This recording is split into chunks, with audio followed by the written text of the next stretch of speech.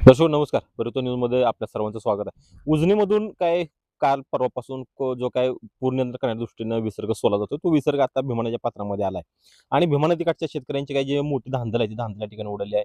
कारण या भीमा नदीकाठच्या शेतकऱ्यांना सातत्यानं संघर्ष केला आपल्याला पाहायला मिळतो. उन्हाळ्यामध्ये या नदीला पाणी नव्हतं. पाणी असेल तर त्या लोकांना वीज नव्हती.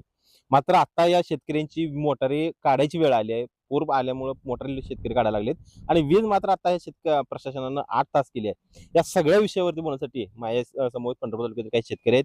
त्यांच्या नेमक्या आता प्रशासनाविषयी काय भावना आहेत, आता शेतकऱ्यांना काय भावना आहेत, ते आपण जाणून घेऊया. नमस्कार. नमस्कार. खरं तर नदीकाठचा शेतकरी सातत्यानं संघर्ष केला दिसून येतोय. उन्हाळ्यामध्ये आपण पाहिलं असतं तर ही भीमा नदी कोरडी पडली होती. ज्यावेळेस उजनी धरणामध्ये थोडंफार पाणी होतं, एखादी पाळी आपल्याला येऊ शकली असते. आता त्यावेळेस प्रशासनानं पाणी सोडलं नाही इथं. त्यावेळेस पुन्हा पाणी सोडलं तर लाईट 2 तास मिळाली. आत्ता लाईट 8 तास सोडली, पण तुमच्या मोटर आता तुम्ही सगळे वर काढताय. त्या सगळ्या परिस्थितीकडे आणि प्रश्न कशा पद्धतीने बघताय? सध्या 2 वर्षापासून सध्या म्हणजे चालू वर्ष उजनी प्रशासनाचा, सोलापूर प्रशासनाचा, जिल्हाधिकाऱ्याचा ढिसाळ उजनीबाबतचं ढिसाळ नियोजन पाहायला मिळते सध्याला. उन्हाळ्यात आम्हाला धरणात पाणी असून सोडलं गेलं नाही. त्यावेळेस सांगण्यात आलं की तुम्हाला पाण्याची तरतूद नाही. मुळात धरणच आमच्यासाठी बांधलेलं आहे.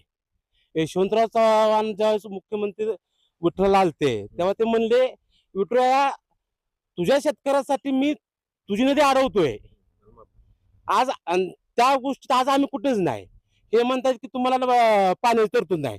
सोलापूरला पाणी आम्ही पाईपलाईन नेऊ. मग आता न्या ना, हे पाणी न्या ना. पाईपलाईन नेण्यात तुम्हाला काय अडचण आहे का न्यायला? हे पाणी आमच्या शेतात येतंय.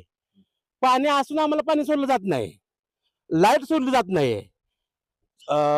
नदीला पाणी, पुराचं पाणी येईपर्यंत धरणात शिल्लक 40 टीएमसीचा साठा होता, मृत साठा.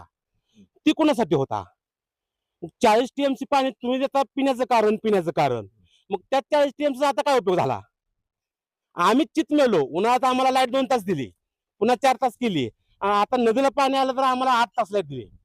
पिका अक्षरशः तुम्ही बघताय लाईट दिली ना तुमच्या मोटर. मोठं आम्ही आता वर काढलेत. कुणाच्या बुडलेत, कुणाच्या काढल्यात. पण वरती पाऊस नाही, पाण्याची तारांबळ आहे. लाईट सोडली, नदीला पाणी आलंय फुल.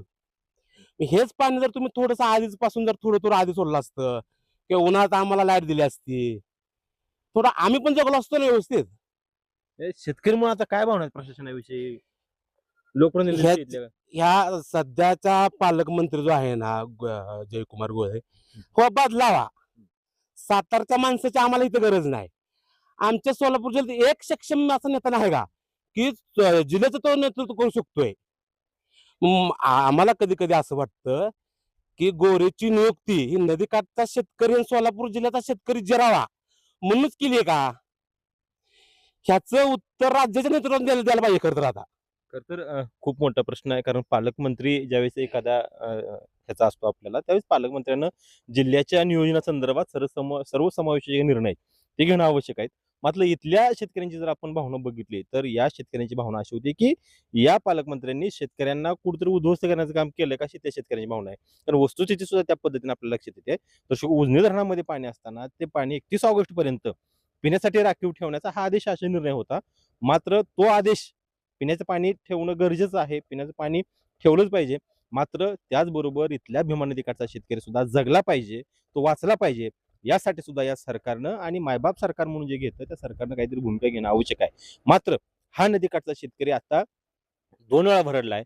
उन्हाळ्यामध्ये पाणी असून वीज कपात केली म्हणून भरडलाय आणि आता नदीकाठचा शेतकरी म्हणून आलेलं जे काही पुराचं पाणी आहे, त्या पुराचं पाण्यानं इथला शेतकरी आता उद्धव झालाय. तुम्ही माझ्या पाठीमागे बघायला गेलं तर इथून जवळपास 2-2 एकर शेत या शेतकऱ्यांचं वर आहे आणि इथली जी पिकं आहेत, ही पिकं आता ही पूर्णपणे पाण्याखाली गेली आहेत. ज्या शेतकऱ्यांनी उन्हाळ्यामध्ये लेकरासारखं हे पीक सांभाळलं, हातावरती दारं धरून 2-2 तासावरती लाईट असताना इथं उभं राहून ते पीक सांभाळलं. आज तेच पीक या शेतकऱ्याचं मात्र ह्या पुराच्या पाण्यामध्ये वाहून गेलं दिसून येते. या सगळ्याला नेमकं जबाबदार कोण आहे, असा प्रश्न त्या शेतकऱ्याला पडतोय. नेमकं या परिस्थितीविषयी तुम्हाला काय वाटतं, हे सुद्धा आम्हाला नक्की कमेंट करून सांगा. व्हिडिओ जर्नलिस्ट दत्तासह बालाजी पुगारे, परिवर्तन न्यूज, पंढरपूर.